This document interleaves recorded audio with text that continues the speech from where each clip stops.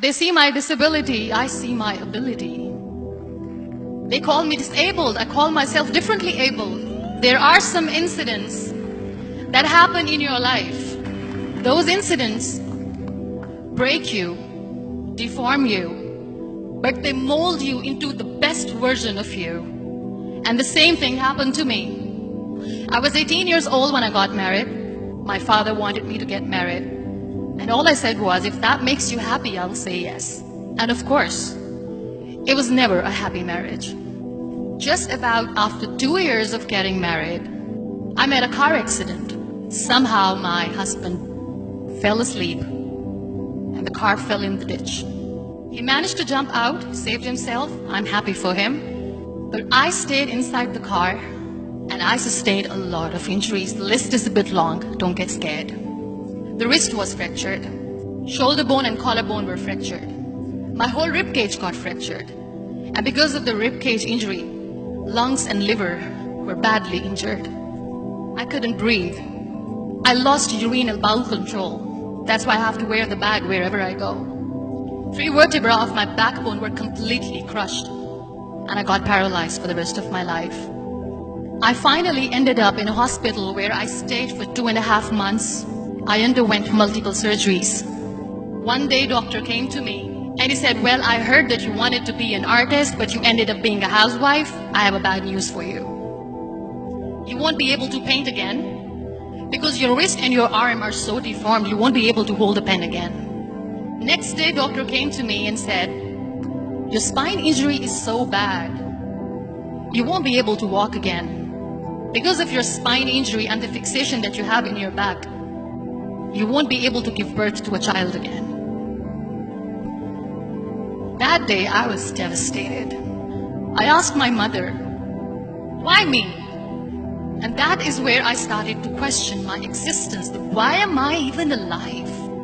And that is where I realized that the words have the power to heal the soul.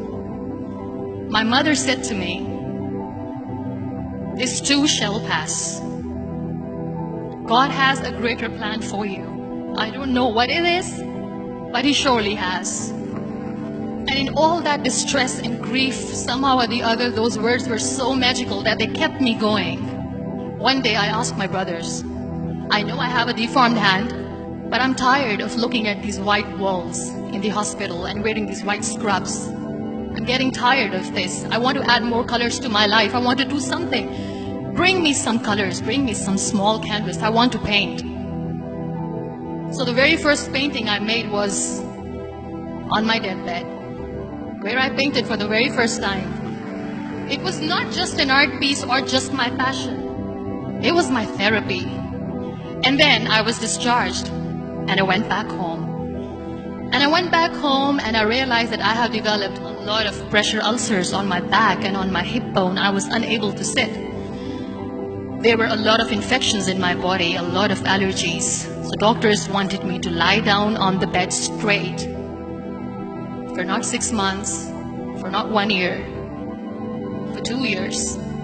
I was bedridden, confined in that one room, looking outside the window, listening to the birds chirping, and thinking maybe there will be a time when we'll be going out with the family and enjoying the nature.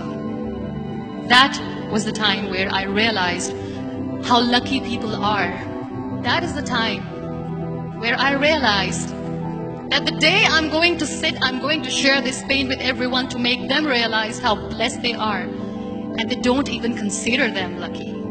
That day I decided that I'm going to fight my fears. We all have fears. Fear of unknown, fear of losing people, fear of losing health, money.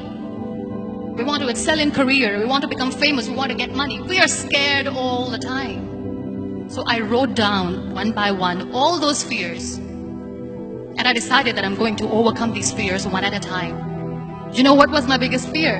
Divorce. I was trying to cling on to this person who didn't want me anymore, but I said no. I have to make it work.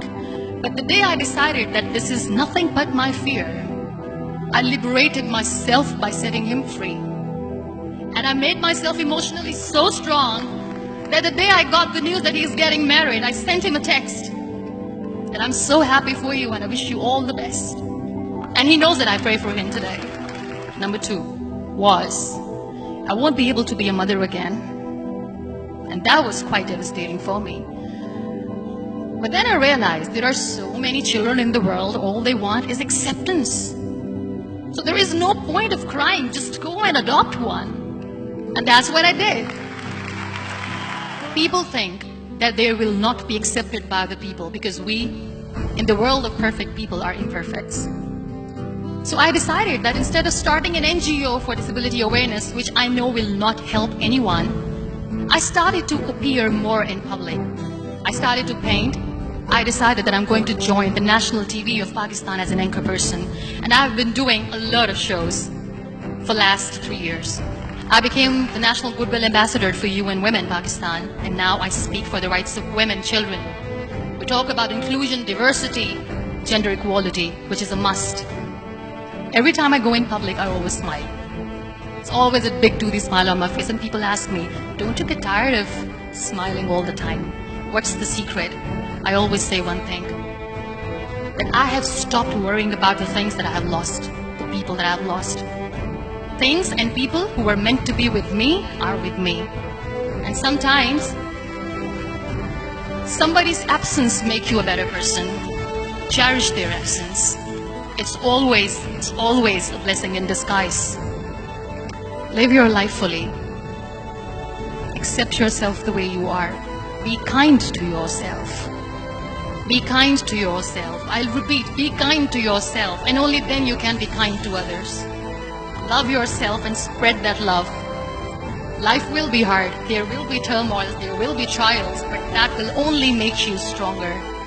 So when you accept yourself the way you are, the world recognizes you. It all starts from within.